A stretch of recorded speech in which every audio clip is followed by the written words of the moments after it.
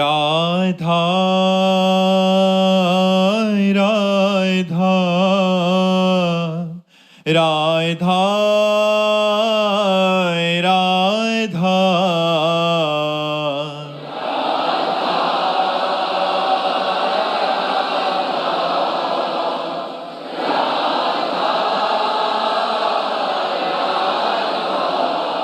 हाय राधा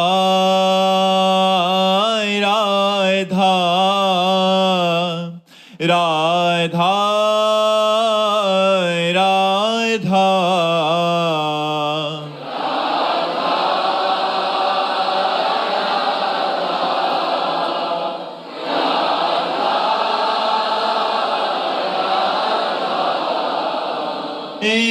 राधा राधा राधा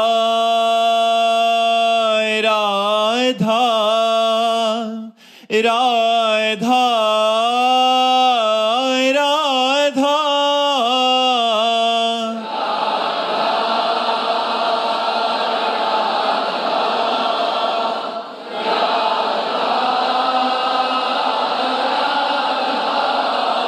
हाय राधा राधा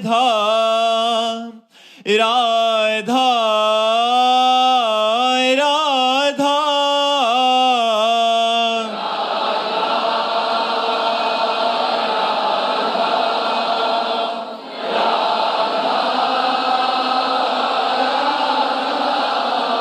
हाय राधा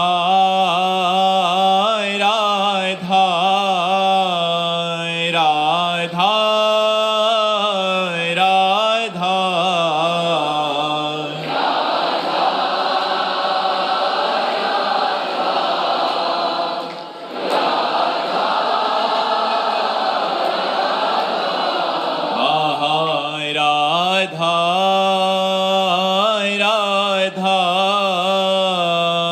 राधा राधा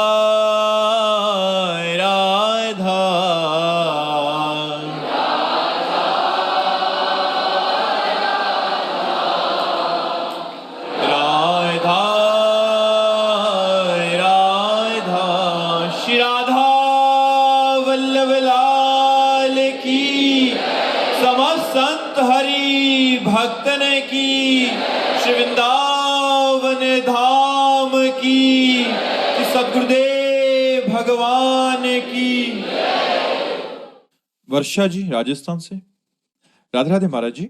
महाराज जी, अगर कोई साधक व्रत एवं उपवास मन को नियंत्रण करने के लिए करता है तो ये शरणागति में बाधा तो नहीं है? ऐसी स्थिति में साधक को क्या करना चाहिए महाराज जी? नहीं, ये तो हम अपने मन को पवित्र करने के लिए संयम में लाते हैं कि हमको ये नहीं पाना, ये नहीं पाना, इतना पाना है, ऐसे चलना है। प्रारंभिक है, इसका कोई ज्यादा महत्व तो नहीं है, इसका कोई खास महत्व तो नहीं है। सात्विक भोजन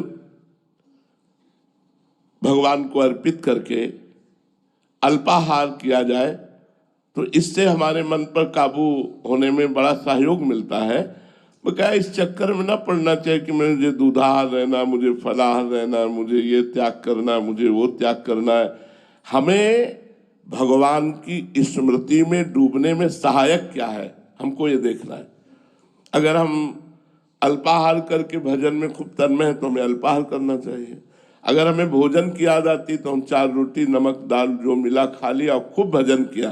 प्रधानता भजन की है, प्रधानता इस तरह के जो ये प्रारंभिक साधक करते हैं, करना भी चाहिए, लेकिन प्रधानता भजन की पुष्टता के लिए स्वल्पाहार और सात्विक भोजन, और चाहे रोटी दाल हो, चाहे फल फूल हो, जो भी तुम्हें प्राप्त हो जाए। भगवत प्राप्ति के उपासक को चाहिए कि हमारा जो सबसे बड़ा बंधन है, विक्षेप है, वो इच्छा। इसीलिए हमारे यहाँ माधुकरी वृत्ति संतों को और गृहस्थ को धर्म से कमाए हुए धन के द्वारा प्राप्त अन्न अल्पाहार कहा गया है। 4 रोटी की भूख है तो 2 रोटी खा लो और खूब भजन करो। भजन करने के लिए ज्यादा ऐसा कोई व्यवहार, हमें ये ध्यान रखना, जीवन भर ध्यान रखना है। अब तो भगवान के विधान के अनुसार जैसा भगवान चलावे वैसा हो गया, महलों में रखे चाहे झोपड़ी में बांध दें, जीवन भर इस बात का ध्यान रखते रहे हैं कि इसके बिना हम रह सकते हैं कि नहीं। हम भगवान के चिंतन के बिना नहीं रह सकते और सबके बिना रह सकते। जीवन में कई कई दिन भोजन न मिलने पर भी भजन में कोई विक्षेप नहीं।